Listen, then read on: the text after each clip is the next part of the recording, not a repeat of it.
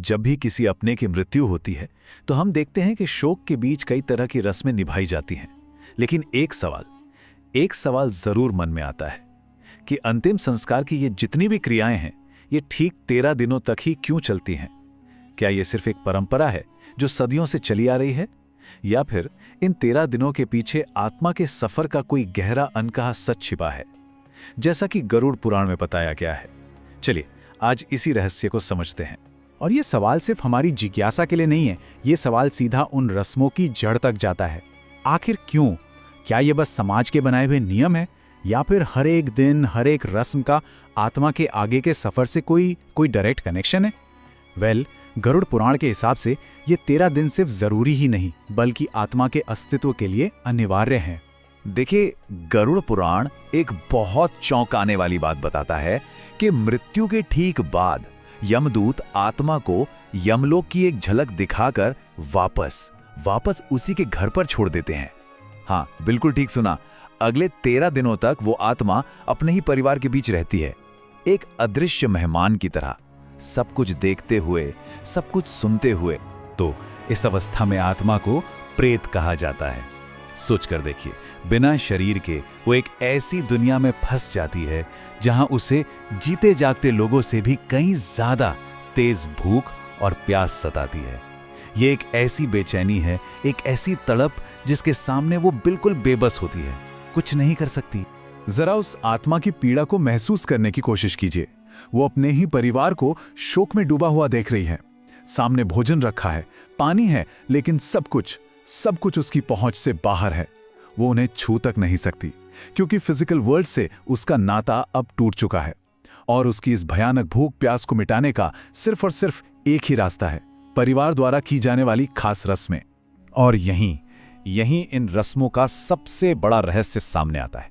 ये जो पिंडदान होता है ना, ये सिर्फ आत्मा की भूख मिटाने के लिए भोजन नहीं है। नहीं, ये उससे कहीं ज्यादा गहरा है।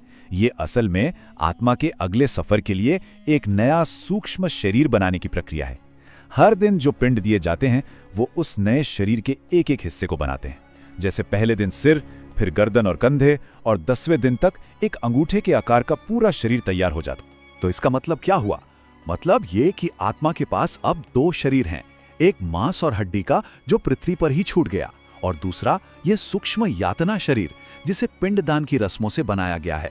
और यही वो शरीर है जो आगे की यात्रा करेगा, अपने कर्मों का फल भोगेगा, चाहे वो स्वर्ग का सुख हो या नरक की पीड़ा। ये आत्मा का नया वाहन है। और इसी पॉइंट पर इन रस्मों की असली अहमियत समझ आती है। गरुड़ पुराण में बिल्कुल साफ साफ लिखा है, अगर पिंडदान ना किया जाए तो आत्मा को यह सूक्ष्म शरीर कभी नहीं मिलता, और इस शरीर के बिना वो हमेशा के लिए प्रेत बनकर उस शून्य में भटकती रहती है। एक ऐसी भटकन जिसका कोई अंत नहीं, जिसे कभी मुक्ति नहीं मिलती। और फिर आता है 13वां दिन, एक टर्निंग पॉइंट। ये दिन सिर्फ परिवार के शोक की समाप्ति का दिन नहीं है, नहीं, ये उस आत्मा की इस दुनिया से अंतिम विदाई का दिन है। 10 दिनों में उसका नया शरीर बन चुका है, और अब वो अपने असली सफर पर निकलने के लिए बिल्कुल तैयार है। 13वीं की सुबह यमदूत लौटते हैं, लेकिन इस बार वो आत्मा को उसके नए सूक्ष्म शरीर में यमलोक की असली यात्रा पर ले जाने के लिए आते हैं। ये पृथ्वी पर उस आत्मा के आखिरी पल होते हैं। इसके बाद उसका अपने परिवार और इस दुनिया से हर रिश्ता हमेशा के लिए टूट जाता है। तो ऐसा लगता है कि 13 दिनों की ये यात्रा अब यहाँ खत्म हुई, लेकिन सच तो ये है कि असली परीक्षा तो अब शुरू होती है। यमलोक का रास्ता आसान नहीं है, बिल्कुल नहीं। उस रास्ते में एक ऐसी भयानक बाधा है, एक ऐसी रुकावट जिसे पार करना लगभग नामुमकिन माना जाता है। गरुड़ पुराण इसे वैतरणी नदी कहता है, खून, मवाद और खूंखार जीवों से भरी एक दहला देने वाली नदी। हर आत्मा को यमलोक पहुंचने के लिए इसे पार करना ही पड़ता है। सवाल यह है, कैसे? एक आत्मा इस भयावह नदी को आखिर पार कैसे कर सकती है? इसका जवाब भी एक और रस्म में छिपा है, जिसके बारे में हम बात करेंगे अगली बार।